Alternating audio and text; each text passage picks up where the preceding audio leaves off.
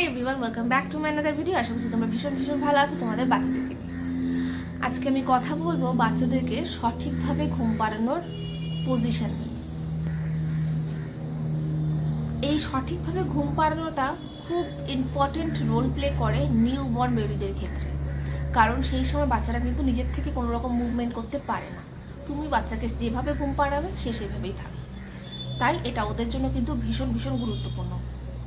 প্রথমেই কথা বলবো বাচ্চাকে চিৎ করে ঘুম পাড়ানোতে, মানে ফেস ছাদের দিকে মাথা দিয়ে যারা ঘুম পাড়া সেই বিষয়ে। আমি অনেককেই দেখেছি বাচ্চাকে চিৎ করে ঘুম পাড়াতে, কিন্তু এটা কিন্তু একেবারেই অ্যাডভাইজেবল না।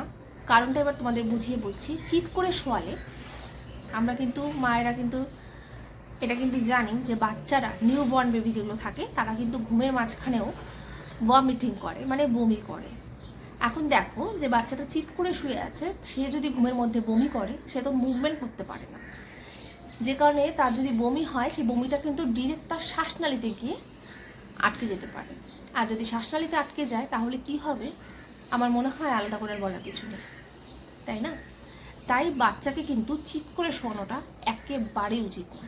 দ্বিতীয়ত বলি বাচ্চাকে উপর করে শোয়ানো। বাচ্চাকে উপর করে শোয়ানো একেবারেই অ্যাডভাইজেবল না। এটার কারণ হচ্ছে আমরা সবাই জানি আমাদের হার্ট বুকে থাকে, আর বাচ্চা যদি উপর করে শোয় তাহলে তার বুকের মধ্যে কিন্তু প্রেশার পড়ে, মানে আমাদের হার্টে প্রেশার পড়ে, বাচ্চাটার হার্টে প্রেশার পড়বে। সেখানেও বাচ্চা যদি ডিসকমফর্ট হয়, আনকমফোর্টেবল ফিল করে, ও কিন্তু মুভমেন্ট করতে পারবে না। যে শ্বাস নিতে কষ্ট হয় কিছুক্ষণ শুয়ে থাকার কারণে, ও কিন্তু নড়তে পারবে না, যে কারণে শ্বাসরোধ হয়ে কিন্তু সেখানে মারা যেতে পারে। ঘুমের মধ্যে অনেক বাচ্চারাই মারা যায়। 90% ক্ষেত্রে দেখা গেছে বাচ্চা উপর হয়ে শুয়েছিল, সেই সময়ই বাচ্চা মারা গেছে। এবার কথা বলবো 3 নম্বর, অর্থাৎ বাচ্চাকে কাত করে শোয়ানো বা পাশ ফিরিয়ে শোয়ানো। এটাই কিন্তু একটা বাচ্চার জন্য আইডিয়াল ঘুম পাড়ানোর পজিশন। পাশ ফিরিয়ে বাচ্চাকে শোয়ালে বাচ্চা কিন্তু খুব কমফোর্টেবলি ঘুমায়। যদি তোমরা বাচ্চার হাত আর পায়ের মাঝখানে যদি কোলবালিশ দিয়ে দাও তাহলে বাচ্চারা কিন্তু আরও বেশি কমফোর্টেবলি ঘুমাতে পারে। আর এতে করে বাচ্চা যদি ঘুমের মাঝখানে ভমিটিং করে তাহলেও কিন্তু কোনো রকম সমস্যা থাকবে না। তাই বাচ্চাকে সবসময় পাশ ফিরিয়ে ঘুম পাড়ানোর চেষ্টা করবে।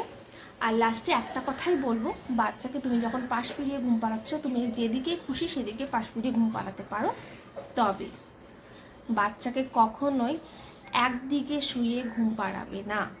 ঘুমের মাঝখানে বাচ্চাকে কিন্তু পাশ ফিরিয়ে দেবে। যদি ডান পাশে শুয়ে থাকে আধা ঘন্টা পরে তাকে আবার বাম পাশে ফিরিয়ে দিতে হবে। কারণ দেখো, আমরা যখন নিজেরা ঘুমোই তখন কি আমরা একদিকে একভাবে ঘুমোতে পারি না কিন্তু। কেন?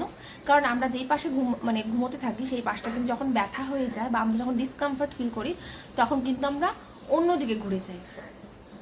এই সমস্যাটা কিন্তু এই নিউবর্ন বাচ্চাদেরও কিন্তু হয়। কিন্তু ওরা যেহেতু নিজেরা মুভমেন্ট করতে পারে না, কোনো কিছু বলতে পারে না, তাই মা হিসেবে দায়িত্বটা তোমার, যে তোমাকে এই দায়িত্ব নিয়ে বাচ্চাকে কিন্তু পাশ ফিরিয়ে দিতে হবে। কারণ প্রবলেমটা কিন্তু ওরও হয়। তাই বাচ্চাকে কিন্তু একভাবে কখনোই ঘুম পাড়াবে না, বাচ্চাকে ঘুমের মধ্যে রোটেট করে দেবে। যাই হোক, এখনকার মতো ভিডিও এতটুকুই থাকলে, দেখা হবে নেক্সট কোনো ভিডিওতে। ততক্ষণ তোমরা খুব ভালো থাকো, সুস্থ থাকো।